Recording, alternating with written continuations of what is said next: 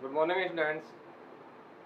बीटीएमएल शिक्षण संस्थान की ज्योग्राफी ऑनलाइन क्लास में सभी विद्यार्थियों को स्वागत।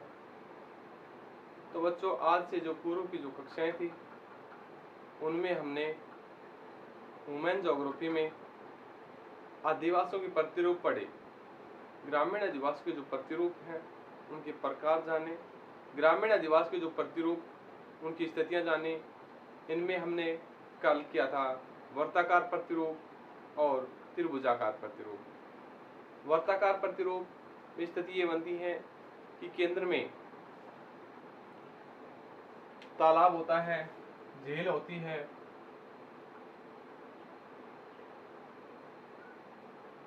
केंद्र में तालाब और झीलें होती हैं, या फिर कोई भी सभा मंच होता है। उसके चारों ओर मकानों का आवास स्थापित कर दिया जाता है। इसके अलावा जो वर्ताकार है त्रिभुजाकार, वो एक ऐसी स्थिति में देखे गए हैं कि त्रिभुज की आकृति में एक सड़क से दूसरी सड़क आकर मिलती है। तीर प्रतिरूप था, उसको हम कुमारी अंतरी प्रतिरूप के नाम से भी जानते हैं। तो हमने जो बात की उनकी स्थिति की, तीर प्रतिरूप जैसे अंडमान निकोबार द्वीप के पास, कन्याकुमारी के पास जो भारत का दक्षिणतम बिंदु है, वहां पर एक तीर प्रतिरूप के रूप में इनकी स्थिति पाई गई है। इसके अलावा उड़ीसा की चिल्का, खंबात की खाड़ी में इसी तरीके के प्रतिरूप की स्थिति पाई गई है। इसमें स्थिति ये थी कि ये जो स्थिति, यहाँ तो मकान बनना शुरू हो जाता है, तीर की आकृति बन जाती है, आगे की ओर आदिवास बनना प्रारंभ हो जाता है। इनके अलावा हमने बात की वर्ताकार प्रतिरूप की। यहाँ तक हम पढ़ चुके थे। आज हम पढ़ेंगे तारा प्रतिरूप।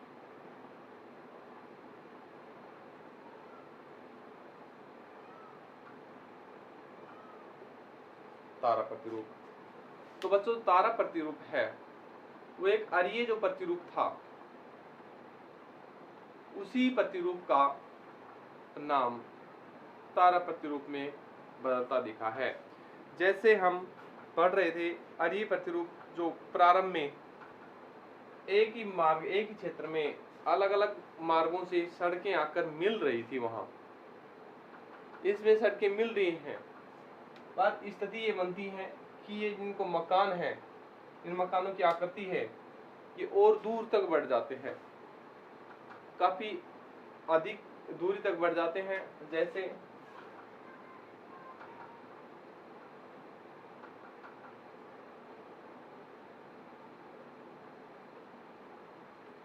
पहले मकान इस तरीके थे, अभी इसमें आगे की ओर बढ़ जाते हैं, इसमें भी आगे की ओर बढ़ जाते हैं। यहाँ आदिवास की प्रतिरूप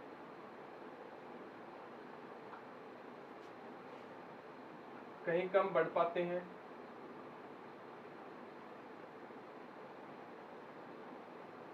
कहीं और अधिक बढ़ जाते हैं।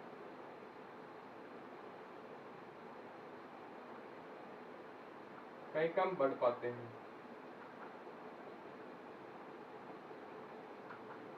ये जो आदिवास की स्थिति है, ये आदिवास की स्थिति, इसको हम कहेंगे तारा प्रतिरूप। क्योंकि जो प्रारंभ में एक अरीय प्रतिरूप की स्थिति बनाते हैं यहाँ तक, फिर आगे की ओर और बढ़ते चले जाते हैं। ये सभी स्थिति में समान रूप से नहीं बढ़ते, अलग अलग स्थितियों में बढ़ जाते हैं।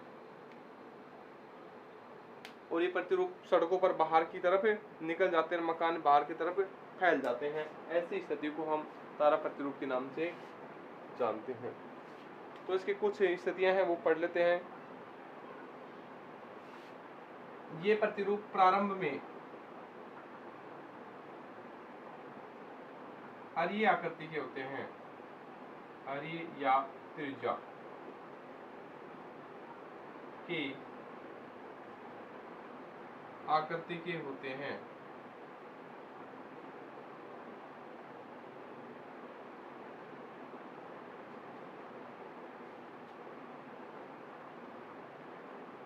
आगे अरीय आकृति बनाने के बाद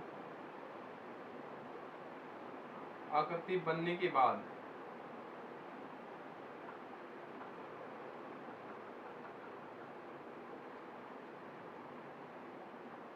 बाद ये मार्ग में आगे की ओर बढ़ जाते हैं।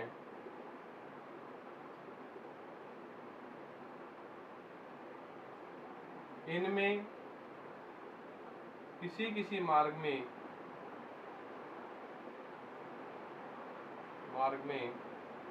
मकानों की संख्या अधिक हो जाती है।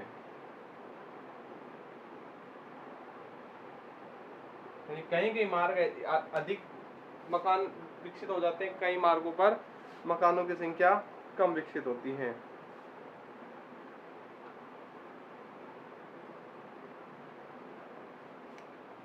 इस तरीके के जो अधिवास हैं ये उत्तर प्रदेश में पाए गए हैं। ठीक है, तो ये थी अधिवासों की स्थिति। उत्तर प्रदेश का जो दहाना स्थान पर ऐसे अधिवास पाए गए। ये पहले अधियाकृति में बने और फिर एक ताराकृति के रूप में अलग अलग भागों में इसके प्रतिरूप दिखने लगे।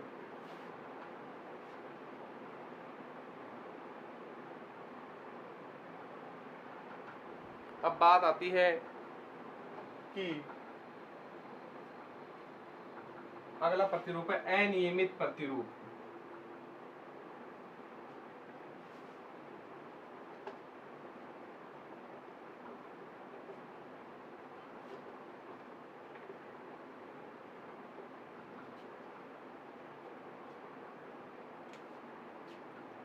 अनियमित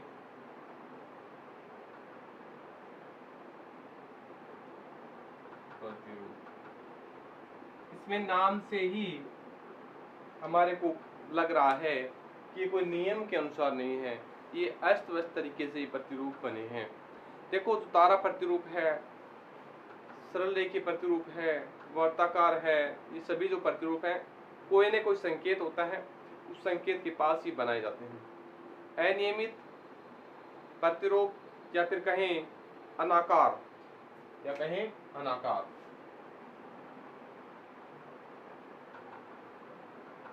ये प्रतिरूप कोई आकृति के अनुरूप नहीं बनते हैं। इनमें पहले आवास स्थापित हो जाते हैं। जो आकृति बनती थी उनमें पहले आकृति होती थी कुछ न कुछ, उस संकेत के आधार पर आवास स्थापित होते हैं।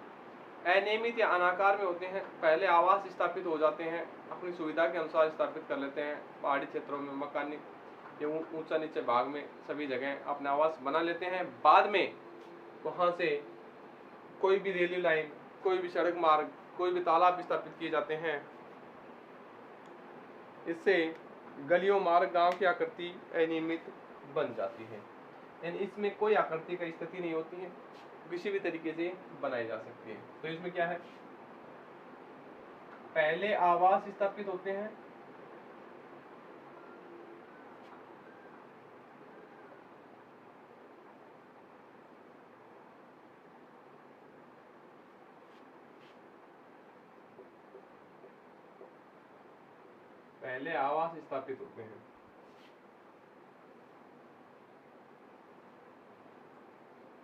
ये आवास ऊंचे नीचे असमान स्थिति में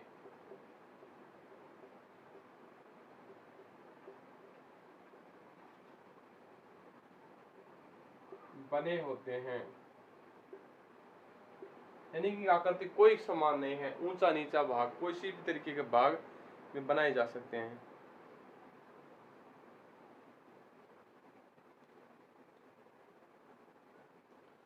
आगे हम बात करते हैं पंखा प्रतिरूप। कौन सा प्रतिरूप है? पंखा प्रतिरूप।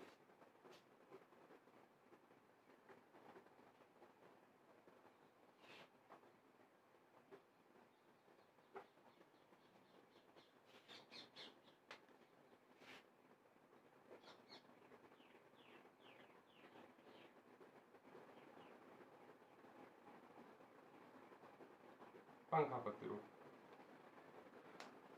ये प्रतिरूप एक ऐसी आकृति में स्थापित हो जाते हैं कि दिखने में पंखे की आकृति के दिखाई देते हैं। मध्य भाग में कुछ आवास बन जाते हैं और फिर किसी के किनारे किनारे कुछ आवास स्थापित हो जाते हैं जो एक पंखा की आकृति में दिखाई देते हैं। या फिर एक डेल्टाई, नदियों के जो डेल्टा है, नदियों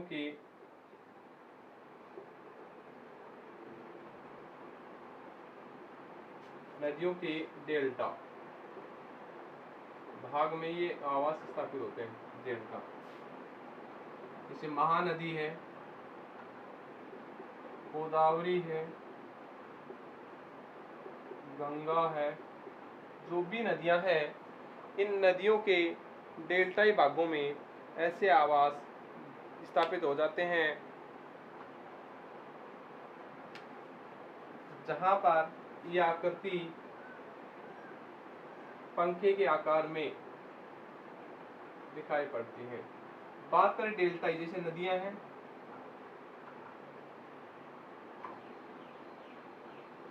जब किसी मुहाने पर गिरती हैं उस समय ये धारियों का रूप धारण करती है। मध्य का जो भाग है उस भाग में मिट्टी जमा हो जाती है और ऐसी स्थिति को डेल्टाई आकार का नाम दिया गया है। जो डेल्टाई आकार की जो नदियां हैं, मार्ग हैं, उन नदियों के मार्ग में ये आवास स्थापित हो जाते हैं, यानी कोई ना कोई ऐसा संकेत मिल जाता है उनको कि वहां आवास रहने की सुविधा उपलब्ध हो सके। ऐसी स्थिति में अपना आवास स्थापित करते हैं जिन्हें पंखा प्रतिरूप के नाम से जाना गया है।